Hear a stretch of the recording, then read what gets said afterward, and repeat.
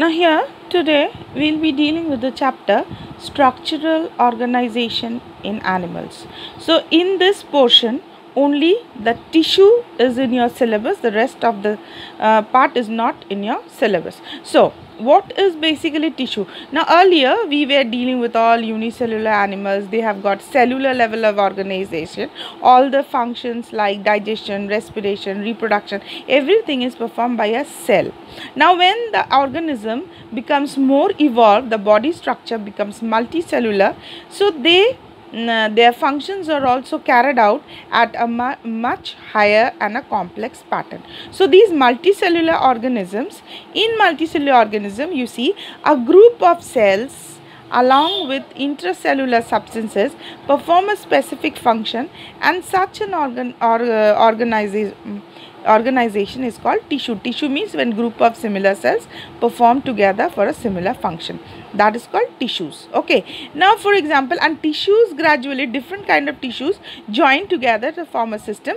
Two or more organs perform a common function by which physical or the chemical interaction, and they together form an organ system. Okay, now that is digestive system, respiratory system, these are all systems that is made with the tissue. So basically the structure of the cells varies according to the function. That means cells are structurally divided according to that. So we have four type of tissues. What are the four type? Epithelial, basically it forms a covering of any organism. Connective tissue, that forms the connection between one tissue to the other or any other organ to organ. And muscles, muscular tissue, that brings about movement by contraction and relaxation. And neural connective tissue, that brings about control and coordination. So basically when we are talking of tissues, we consider four type of tissues in animals. They are the epithelial, the connective, the muscular and the neural tissue.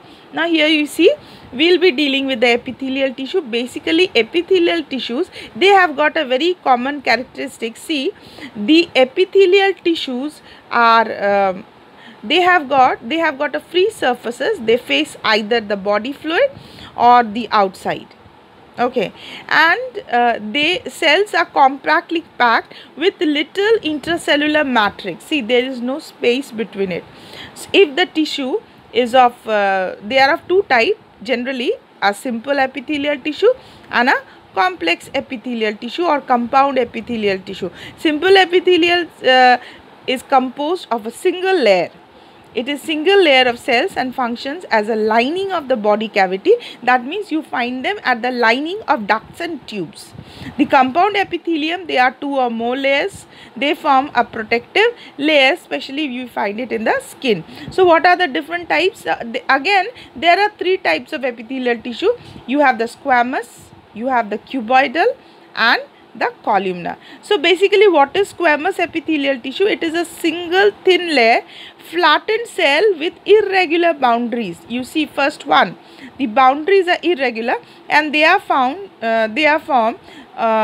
in the walls of the blood vessels, air sacs, lungs, and they are evolved in function like formation. See, they involve in the function like diffusion through the boundary. Second comes the cuboidal.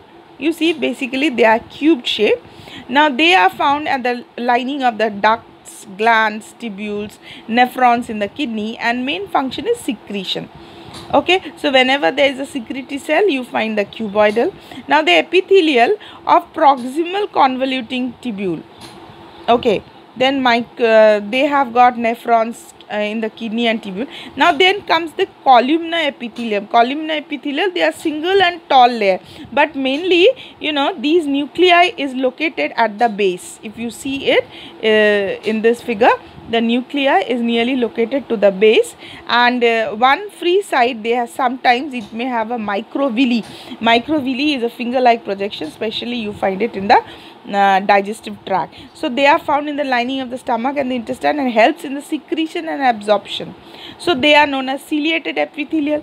Columnar and ciliated is there. So cilia, you find it in the trachea or in the nasal tract. Their function is to move particles or mucus in a specific direction over the epithelium in the nasal tract, mainly in the bronchi and in the fallopian tube. They are found in the lumen of the hollow organs.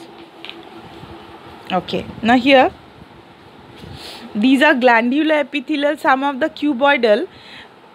Here now some of the cuboidal and columnar epithelial tissue, they are found over the gland and they are secretory in function, so we call it as a glandular epithelial tissue. They are basically found in the glands of the alimentary organs. Now on the basis of the method of pouring, see, tissues form together glands, so they are categorized as exocrine gland and endocrine gland. Exocrine gland is considered to be as a gland with ducts, and endocrine gland, they are gland without the duct. They pour their secretion directly to the blood and they are conducted to the target organ. Now exocrine gland, they secrete mucus, saliva, earwax, digestive.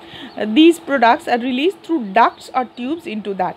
And those releasing that endocrine gland without the duct, they are supposed to secrete hormones. Okay. Now compound epithelial tissue, you see they are multi-layered in structure. The main function of this is to perform protection against chemical. See, we have it in the skin, that is known as stratified epithelial tissue. See, this is the various layers of epithelial we have it on the skin. Now it covers the dry surface, buccal cavity, pharynx, the inner lining duct of the salivary gland and pancreatic duct. Okay, now all cells of the epithelium are held together to little intracellular material. Okay, they are tightly with the intercellular material. Now three types of cell are found there. Tight junctions, they help to stop substances from leaking across.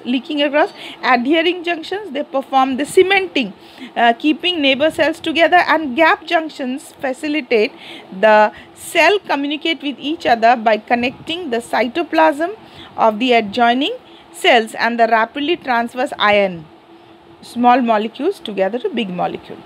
Okay.